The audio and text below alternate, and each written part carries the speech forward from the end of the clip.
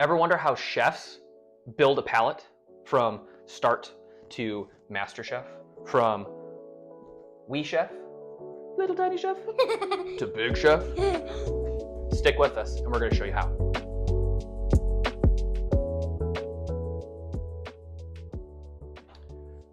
I'm Derek. And I'm Xander. And we're going to answer that question for you. We're going to use crayons to talk about all of the different ways that a chef looks at food and builds a palate. Do you know what a palate is? Palate? Mm-hmm. When I think of a palate, it reminds me sounds like a palace or a palette, like a big blobby piece of butter. And it goes flat. Okay. It goes like squish. A blobby piece of butter. I like that. It goes like squish. What if I told you the palate is actually inside your mouth? Your palate is what you use to taste. And a palate inside of a chef's world. Oh, you're talking tongue. Yep, a palate is inside your mouth. Yep, it's your tongue, the roof of your mouth, the back of your throat, but it's also the way that your brain works with that. Your sense of taste, your sense of smell, your sense of sight. It uses all your senses to tell you about what you're seeing, what you're smelling, what you're tasting. And a chef relies on all of those senses, even his sense of hearing as well. So building a palate starts from your age, starts even younger actually. The first time that you taste food, you're starting to build a palate. What's one thing you really love to eat? Chicken nuggets. Perfect. You built that palate to like chicken nuggets, right? Yep. Exactly. Your brain talks to your tongue. So when I went to culinary school, now quite a number of years ago, our chefs that taught us used crayons as an analogy for what we knew going into culinary school. Some of us knew more than others because some of us had cooked before we went to culinary school. Some of us had been cooking with moms and grandmas and dads and whatnot.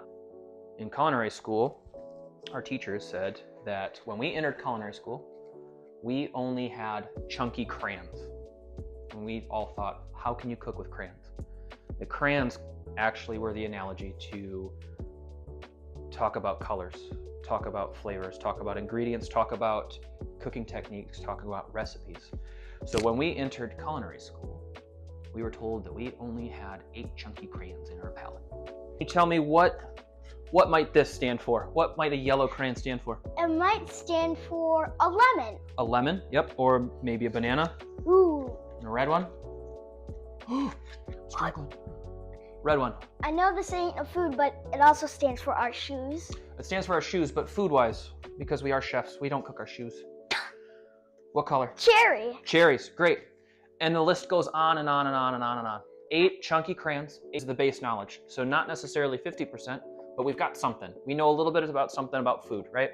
Right. Some of this could stand for recipes too, like red for pasta sauce, or blue for blueberry jam on our toast, right?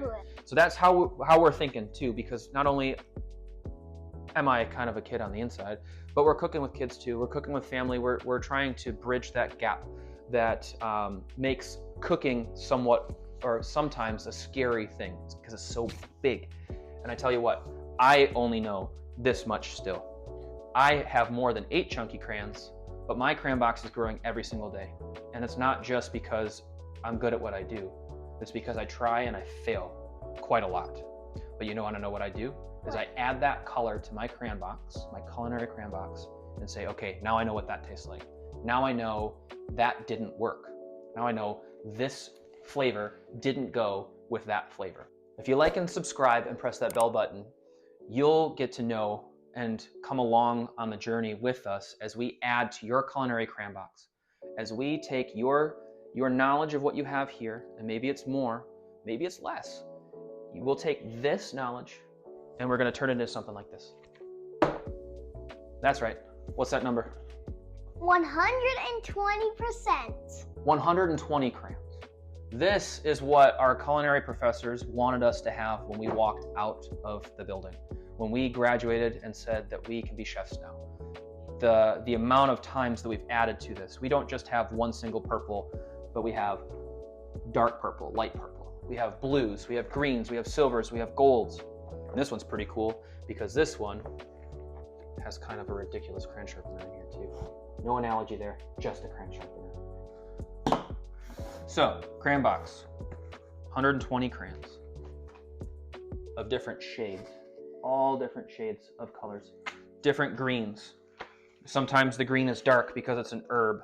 It's really, really dark. Sometimes it's kale. It's really dark, kind of blue-green. And then if you overcook a green bean, it turns navy. And boy, we've all eaten some really gross, overcooked vegetables. Don't like that? So we're gonna teach you how to do that too. Again, if you stick around with us. But our goal here is to fill your crayon box. Is to help you all take what you have now and make it even better, right? Right. That's what we want to do. We want you to stick around. And each week, God willing, each week, we're going to add one more crayon, 2 more crayons, 3 more crayons to that knowledge that you have.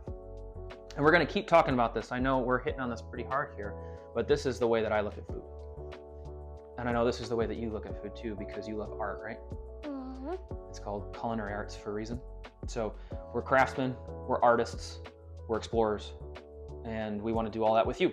So stick with us, and we're going to show you right now what it looks like to turn these colors into real things. You ready? Yes. Ready to do this thing? Yep. Let's do it.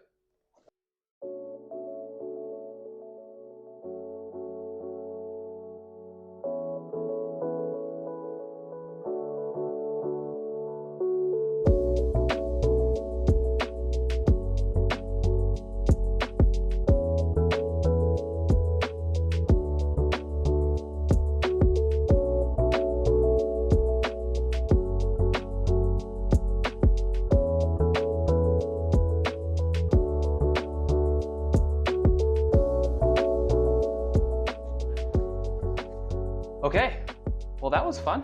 Lots of art, right? Yeah. Now we've got kind of a mess here. Yep. But each one of these colors, each one of our palette colors has been used. We've got beets and blackberries and utensils and spoons and A chef knife that cuts all of these. And we've except got- for the spoon. and we've got salt and peppers and purple cauliflower. And broccoli. and Don't broccoli. forget the broccoli. Can't forget the broccoli and bananas. But now that we can visualize all of this as crayons and colors and art, we need to visualize it as food, because we can't eat this. We eat with our eyes first, they say. We see things and we love it. But now we need to look at it like food, because moving forward, we're chefs, right? Yes. And we're going to teach everyone else to be a chef as best we can, right? Yes. So, ready? Yeah. 1, 2, 3. Whoa, dude. That was cool. Was that fun? Yeah. So, now you can see how chefs see food in color. Mhm. Purples and greens and reds. We see food in texture, And black. crunchy and soft. And we see food by ingredients, salty and spicy. And We- savory. and savory. Yep, that's also known as umami. And we'll tell you all about umami sometime down the road here as we learn to grow our palate. We also look at this in the ways of how can these be put together? How can they go together? What goes together? What doesn't? So if you want to grow your palate with us, if you want to take your culinary crayon box from 8 crayons to 120, stick with us, like, subscribe, join us in the next videos as we continue to expound on this knowledge, and we're going to help you. Until the next one, we can't wait. Bye. See ya.